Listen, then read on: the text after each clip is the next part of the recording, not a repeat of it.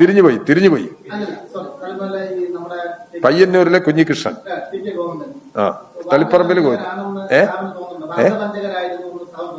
അതിനിപ്പൊ അങ്ങനെ പറയാൻ പറ്റില്ല.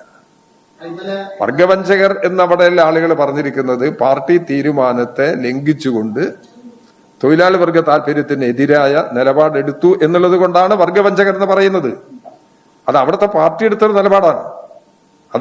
അതാണ് അതിന്റെ അടിസ്ഥാനത്തിൽ പറയുന്നത്. നിങ്ങളെ ചോദ്യത്തിന്റെ ഉദ്ദേശം അവരെ ഒരിക്കലും ഇങ്ങോട്ട് തിരിച്ചു വരാൻ പാടില്ല എന്നാണ്. ഞങ്ങളെ നിലപാട് അങ്ങനെ വിട്ടുപോകുന്ന ആളുകളെല്ലാം തിരിച്ചു വരണമെന്നാണ്. അത് ഇവർക്കെല്ലാം പെടും. അല്ല, തിരിച്ചു വരാൻ കഴിയില്ല എന്നൊന്നും പറയാൻ പറ്റില്ല. ആ അയാൾ ചെയ്ത തെറ്റ് അംഗീകരിക്കുക എന്നുള്ളതാണ് വളരെ പ്രധാനം. തെറ്റ് അംഗീകരിച്ചു കഴിഞ്ഞാൽ അവര് തിരുത്താൻ തയ്യാറാകും. തെറ്റ് അംഗീകരിച്ച് തിരുത്തിയ നിരവധി ആളുകൾ പാർട്ടിയിലുണ്ട്. ഈ തെറ്റ് അങ്ങനത്തെ ഒരു തെറ്റാണെന്ന് ഇപ്പൊ പറയാൻ കഴിയില്ല. അത് അവിടെ പാർട്ടി കമ്മിറ്റിയിൽ ആലോചിച്ചതിന് ശേഷമേ പറയാൻ പറ്റുള്ളൂ.